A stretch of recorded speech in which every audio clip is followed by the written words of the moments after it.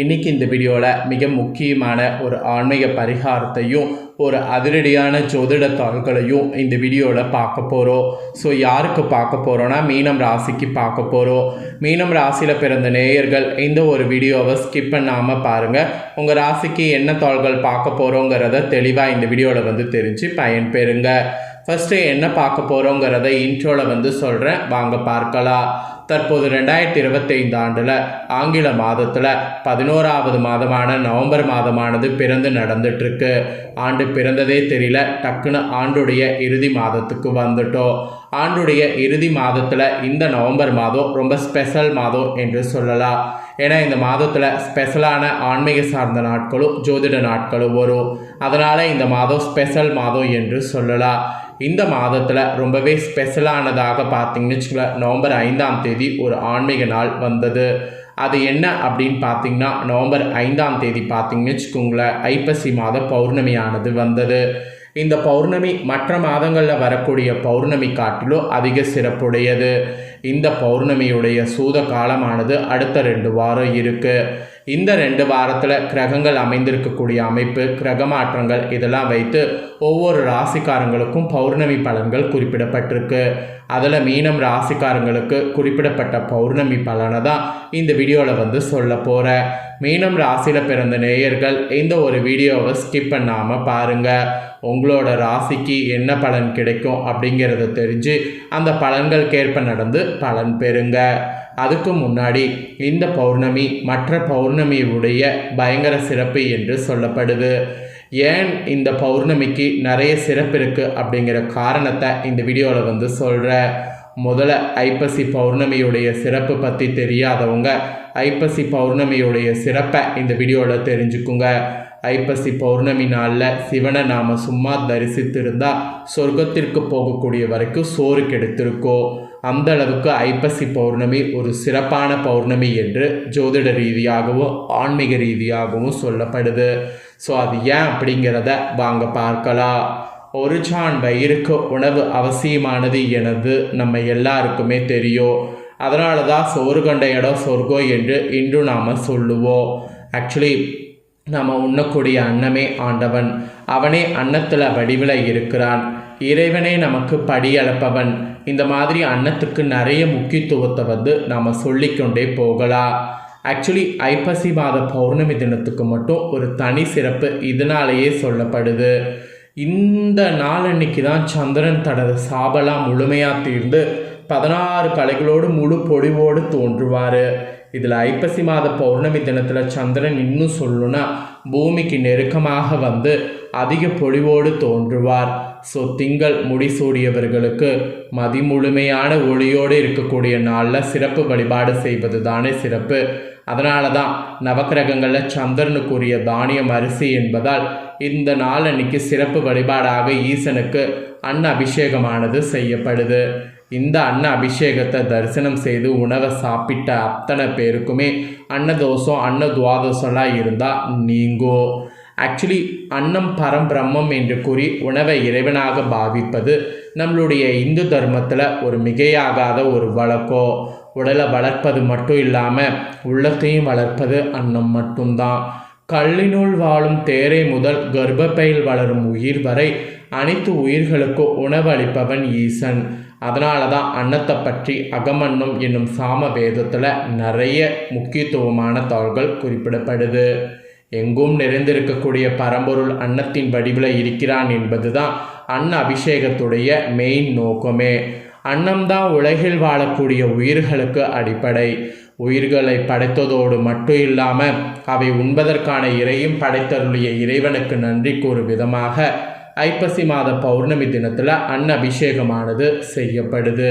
So ஐப்பசி மாத பௌர்ணமி தினத்துக்கான தனி சிறப்பு இதுதான். ஸோ ஐப்பசி மாத பௌர்ணமிக்கு இது மட்டும்தான் காரணமா என்றால் அதுதான் இல்லை, வேறொரு காரணமும் இருக்குது. அதுதான் சிவபெருமான் நிகழ்த்திய திருவிளையாடல். என்னவென்று பார்க்கலாம் வாங்க. பிரம்மனுடைய கர்வத்தை அடக்க நினைத்த சிவபெருமான் பிரம்மாவின் ஒரு தலையை கொய்து விடுவார்.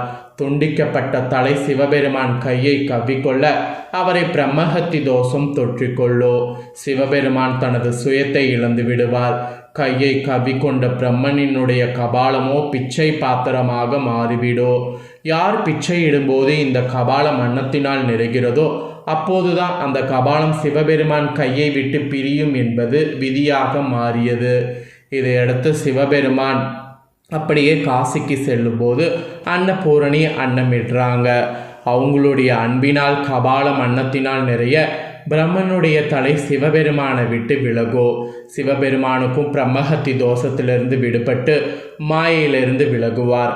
அன்னபூரணி சிவபெருமானுக்கு அன்னமிட்ட தினம் ஐப்பசி மாத பௌர்ணமி. அதனால தான் சிவபெருமானுக்கு ஐப்பசி மாத பௌர்ணமி தினத்தில் அன்னபிஷேகம் செய்யப்படுது. அன்ன அபிஷேகத்திற்கான இன்னொரு காரணம் பார்த்தீங்கன்னு வச்சுக்கோங்களேன், இதுதான். இப்போ ஐப்பசி மாத பௌர்ணமியுடைய சிறப்பை தெரிஞ்சுக்கிட்டிங்களா?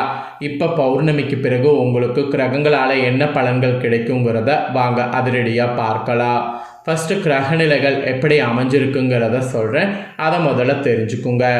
பஞ்சம பூர்வ புண்ணிய ஸ்தானத்தில் குரு, ரணருண ரேகஸ்தானத்தில் கேது, கலஸ்தரஸ்தானத்தில் சுக்கிரன், அஷ்டமஸ்தானத்தில் சூரிய புதன் பகரத்தோடு, பாக்கியஸ்தானத்தில் செவ்வாய், அயனசைன போகஸ்தானத்தில் சனி வகரத்தோடு கூட ராகு. இந்த மாதிரி கிரகநிலைகள் உங்களுக்கு அமைஞ்சிருக்கு. இது மட்டும் இல்லாமல் கிரக மாற்றங்களும் இந்த பௌர்ணமிக்கு பிறகு இருக்குது. ஸோ என்னென்ன கிரக மாற்றங்கள்ங்கிறதையும் சொல்கிறேன், தெரிஞ்சுக்குங்க. ஃபஸ்ட்டு நவம்பர் 16 அன்றைக்கி அஷ்டமஸ்தானத்திலேருந்து சூரியன் பாக்கியஸ்தானத்துக்கு மாறுறாரு. அப்புறம் நவம்பர் 17 அன்றைக்கி அஷ்டமஸ்தானத்தில் புதன் பகவான் பகர நிவர்த்தி அடைகிறார். அதே 17ஆம் தேதி அன்னைக்கு அயனசைன போகஸ்தானத்தில் சனி பகவான் பகர நிவர்த்தி அடைகிறார். அதுக்கப்புறம் நவம்பர் 27ஆம் தேதி அன்னைக்கு அஷ்டமஸ்தானத்திலிருந்து சுக்கிர பகவான் பாக்கியஸ்தானத்துக்கு மாறுறார். இந்த மாதிரி நிறைய கிரக மாற்றங்களும் இருக்குது. இந்த கிரக மாற்றங்கள் கிரகநிலைகள் அடிப்படையில் பௌர்ணமி பலன் உங்கள் ராசிக்கு குறிப்பிடப்பட்டிருக்கு. இந்த பௌர்ணமிக்கு பிறகு நீங்கள் கவனம் தேவை. வீண் பிரச்சனையால் மனக்குழப்பம் ஏற்படலாம். பயணங்களில் நிறைய தடங்கல்கள் ஏற்படலாம். உடல் ஆரோக்கியத்திலே கவனம் தேவை. எடுத்த காரியத்தை செய்து முடிப்பதில் தடைகள் ஏற்படும். வழக்குகள் சம்பந்தமான விஷயங்களில் மிகுந்த எச்சரிக்கை அவசியம். ஸோ எச்சரிக்கையாக இருக்க வேண்டியது இந்த டைம் அவசியம். அப்புறம் தொழில் வியாபாரத்தில் எதிர்பார்த்த வேகமானது இருக்கும். பழைய பாக்கிகள் வசூலாவதில் இருந்த தடை தாமதம் நீங்கும். போட்டிகள் சமாளிக்கக்கூடிய திறமை உண்டாகும். உத்தியோகத்தில் இருப்பவர்களுக்கு கூட கூடுதல் பணி சுமை ஏற்படும். சக ஊழியர்கள் மேல் அதிகாரிகளிடமிருந்து வந்த மனக்கசப்பு மாறும். ஸோ இந்த மாதிரி மனக்கசப்பு மாறுறது, போட்டிகள் சமாளிக்கிறது, இந்த மாதிரி தான் உங்களுக்கு நாட்கள் இனி இருக்கும். அப்புறம் குடும்பத்தில் நிம்மதி அதிகரிக்கும். உங்கள் கருத்துக்களுக்கு மதிப்பு அதிகரிக்கும். கணவன் மனைவிக்கிடையே இருந்து வந்த மனசிலங்கள்லாம் மறைந்து ஒற்றுமை ஓங்கும். பிள்ளைகளிடம் பாசம் அதிகரிக்கும். பெற்றோர்கள் உறவினர்களுடைய அரவணைப்பு அதிகமாகும். பெண்களுக்கு கூட பயணங்களில் எதிர்பாராத தடங்கல்கள் உண்டாகலாம். யோசித்து செய்யக்கூடிய காரியங்கள் சாதகமான பலனை தரும். அதனால் யோசித்து ஒவ்வொரு காரியமும் செய்யணும். அப்புறம் கலைத்துறையில் இருந்தவங்களுக்கு எதிர்பார்த்த அளவு வாய்ப்புகள் வந்து குவியும். பொருட்களை கவனமாக பாதுகாப்பது நல்லது, இல்லைனா களவு போகிறோம். அப்புறம் அரசியல் துறையில் இருக்கிறவங்களுக்கு எந்த வாக்குறுதியும் கொடுப்பதை தவிர்ப்பது நல்லது. கோபத்தை குறைப்பது நன்மை தரும். வேலைகளை கவனமோடு செய்வது நல்லது. எதிலுமே நிதானம் தேவை. மாணவர்களுக்கு கூட கல்வியில் எதிர்பார்த்த முன்னேற்றம் கிடைப்பதில் தடை ஏற்படும். ஸோ கவனமாக படிப்பது நல்லது. ஸோ இதெல்லாம் தாங்க உங்களுக்கு பௌர்ணமி பலன்களாக கிடைக்கும் என்பது குறிப்பிடப்பட்டிருக்கு. குறிப்பிடப்பட்டதை தெளிவாக இந்த வீடியோவில் உங்களுக்கு ஷேர் பண்ணிட்டேன். ஷேர் பண்ணதை தெரிஞ்சிருப்பீங்க. தெரிஞ்சதுக்கேற்ப நடந்து பயன் பெறுங்க. புரட்டாதி 4ஆம் பாதம், உத்திராடதி, ரேவதி இந்த நட்சத்திரத்தில் பிறந்த மீன ராசிக்காரங்களுக்கு இந்த கணிப்பு கரெக்டாக இருக்கும். ஸோ இதற்கேற்ப நடந்து பயன் பெறுங்க.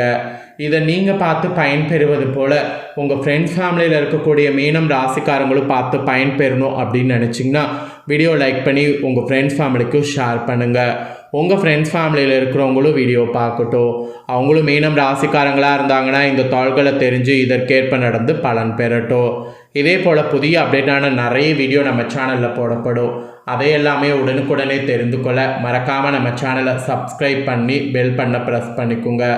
சப்ஸ்கிரைப் பண்ணாமல் இருக்கிறவங்க சப்ஸ்கிரைப் பண்ணி பெல் பண்ண ப்ரெஸ் பண்ணி சப்போர்ட் பண்ணிட்டீங்கன்னா இனி நான் போடுற மற்ற அப்டேட்டான எல்லா வீடியோஸும் உடனுக்குடனே தெரிந்து கொள்ளலாம்.